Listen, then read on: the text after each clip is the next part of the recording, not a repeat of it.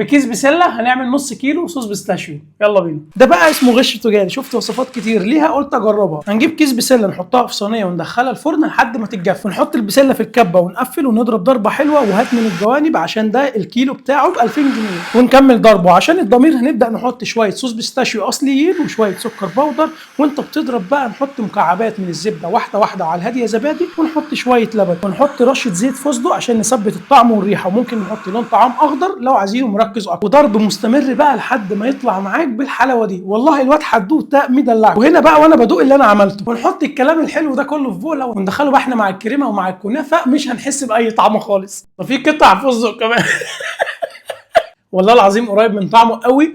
الفكره ان البسله اكتر من الفستق، يعني احنا كنا المفروض نكتر الفستق الاصلي شويه كمان.